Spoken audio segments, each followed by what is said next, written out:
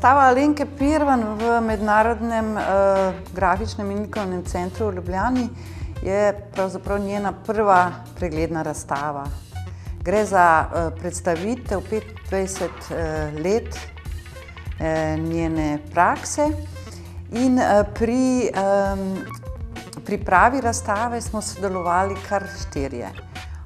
Trije kustosi, Nevenka Šivavec, ki je tudi direktorica MGLC, potem kustos Božidar Zrinski, potem jaz, Barbara Borčič, kot še sokustosinja je pa sodelovala tudi Alenka Pirvan sama. Šlo je pa za to, da smo več kot eno leto dejansko vzporedno delali na razstavi, na koncipiranju razstave in tudi kataloga. Namreč za oboje, in za razstavo in katalog, je bilo treba zbrati in premisliti gradivo, ki ga Alenka Pirvan sama imenuje razsuti tovor. In je bilo treba tudi premisliti format, na kakšen način bomo uredili ta material in kako ga bomo predstavili. Na en način na razstavi, na drug v katalogu. To se pravi, in katalog in razstava sta zelo obsežna, pregledna, ampak organizirana dosti različno.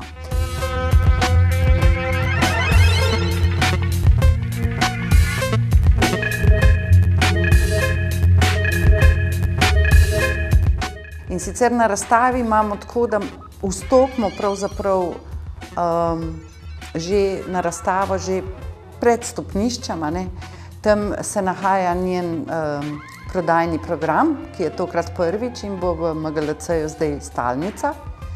In se potem povzpnemo po stopnicah, kjer nas pa že pozdravita dva junaka iz projekta, ki ga je naredila Alenka Pirvan skupaj z Tiborjem Bovhom, svojim sinom.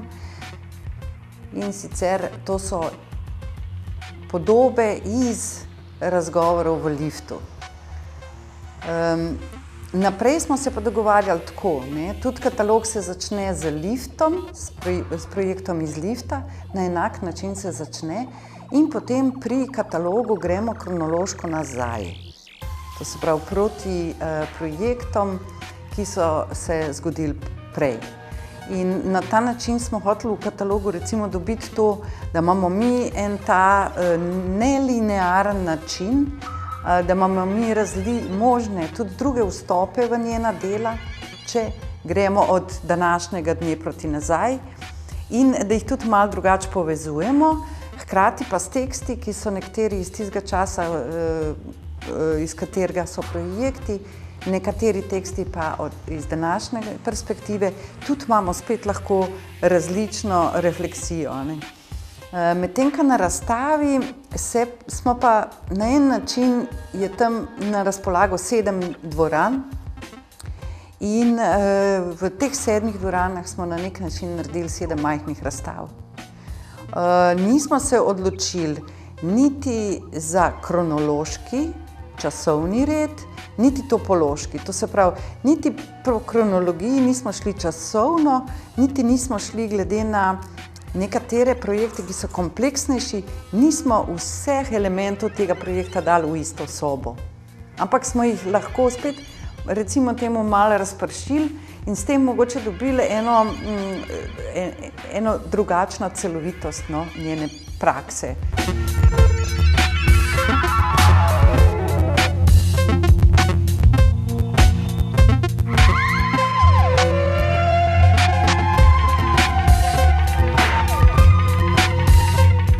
Zdaj, jaz bi nekako na kratko lahko opredelila tako že iz samega naslova, tako razstave kot kataloga. Naslov je Zbrana dela. Da že ta sam naslov nas napotuje na nekaj, kar je pravzaprav rezervirano za akademike, več ali manj za literarne opise. To se pravi, to je nekaj, kjer je na en način najvišja raven, recimo, za znanost in za umetnost. In tukaj hkrati takoj pomislimo, ko so zbrana dela, tudi na zbiranje in na zbirko. In dejansko je Alenka Pirman strastna zbirateljica in tudi urejevalka teh zbirk.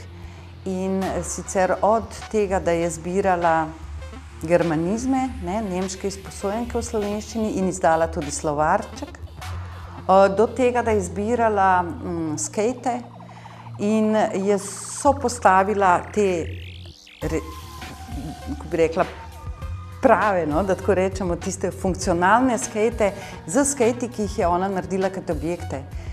To so bili njeni prvi objekti, ko je pravzaprav iz akademije nekako poskušala iti ven iz dvodimenzionalne slike.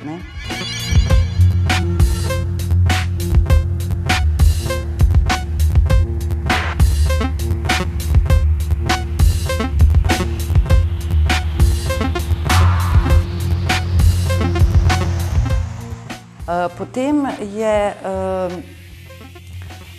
tudi izbirala poslednjo besedo, to se pravi, je odštevala poslednjo besedo, ki jo je našla kot besedo na. In to je en projekt, ki je v bistvu predstavljen na en način zelo kompleksno, z objekti, z stoli, z koledarčki, kjer trgamo dan za dnem in vsak dan dobimo besedo na, s piko. Potem je tudi nastal zvočni projekt, audio projekt branja tega izštevanja. Na razpolago so pa tudi časopisi, kjer je ta proces izštevanja pravzaprav dokumentiran. In pa v vitrini seveda tudi nek dokazni material, rečemo temu dokument tega njenega procesa.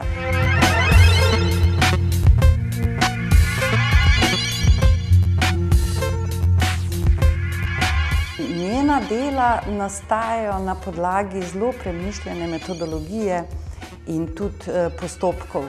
Zelo veliko se ukvarja tudi z nesmisli vsakdana, rada se poigra s tem, tudi z nesmisli sveta umetnosti, ki ga pozna pravzaprav iz zelo različnih leg in zelo različnih pozicij. Ona je bila tako umetnica kot organizatorka, menedžerka, pisala je o umetnosti, predavala kot pedagoginja, vodila delavnice recimo o fundraisingu in tako naprej.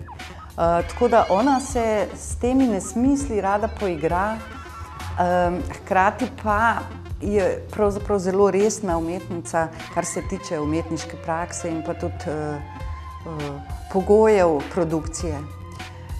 Tukaj je zelo kritična in tudi samokritična. Njeno stališče je, da je umetnost dragocena, dragocen dosežek, civilizacijski dosežek, ki ne bi smel biti na razpolago samo bogatim, to se pravi tistim, ki imajo denar. In tako da je tudi ta prodajni program del njenega, bi rekla, načina razmišljanja o umetnosti, o smislu umetniškega ustvarjanja in o tem, kaj pravzaprav narediti z temi projekti, ko jih enkrat zaključiš. Ona želi pravzaprav, da bi ostalo čim manj teh nekih produktov za razstavami, za projekti. To se pravi, to se kaže zelo na različne načine pri njej. Recimo, če pogledamo Zlati zobotrebec, to je projekt, ki ima naslov Ideal, kjer je ona pravzaprav za razstavo z naslovom Moški v Celju razmišljala, kaj bi bilo tisto, kar bi nekako seželo to neko moškost, ki je bila mišljena pri tej razstavi za razmislek, in se je odločila, da bi naredila zobotrebce, ki bi pravzaprav, to je pa spet en njen značilen postopek, nekako skozi, bi rekla, travestijo, skozi neko kamuflažo in mimikrijo nekako posnemali te ročno izdelane zobotrebce, ki jih poznamo, ne. In tudi zaviti so bili vsi ti zobotrebci enako, kot so te ideal zobotrebci, to se pravi, da jih je 100. Naredili so jih pa v zlatarni v Celju in ko jih je imela na razstavi teh 100, a ne, je začela potem razmišljati, kaj zdaj, kakšno breme bo to pomenilo. To se pravi, nekako, ker v svoje delo ne všteje toliko te ravni reprezentančnosti ali pa te potrebe potem, da bi s temi projekti nekako nastopala na raznih prestižnih razstavah, da bi doživela to neko institucionalno posvetitev, da ima do teh stvari eno določeno distanco in hoče tudi v bistvu o svojem delu, pa tudi o tem, kako je to delo predstavljeno, ne, odločati. Je se odločila, da pravzaprav po en in en jih razprodaja. To se pravi, da je to dejansko, tako kot rečemo, delo v izginjanju.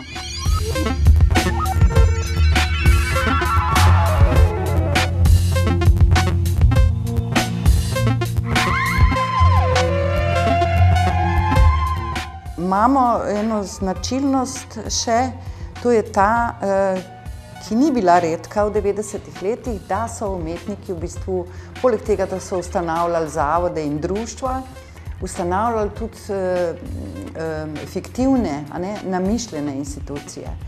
In ona je ustanovila Inštitut za domače raziskave v trenutku, ko je potrebovala na en način neko simbolično podporo ali pa institucionalno zaslombo, kljub temu, da je šlo tukaj za fiktivni inštitut, je šele pod njegovo znamko lahko nekako izdala slovarček nemških izposojenk.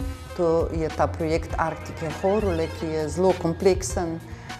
Bil je predstavljen najbolj celostno v okviru projekta Urbanarije Soroševega centra za sodobno umetnost leta 1995 v veliki čitalnici Nuka. In ko smo se skupaj takrat kot producenti, SCA Ljubljana je bil producent tega projekta, odločili, da se izda slovarček, je bil ta slovarček izdan že pod znamko Inštituta za domače raziskave. S tem je na nek način to razumevanje in ta recepcija bila drugačna. To se pravi, kljub temu, kako se ti lahko poigraš pravzaprav s temi nekimi institucionalnimi formati in formami, kako lahko za to mimikrijo nekega inštituta, nekih postopkov, ki niso postopki, ki so značilni za likovno-vizualno umetnost.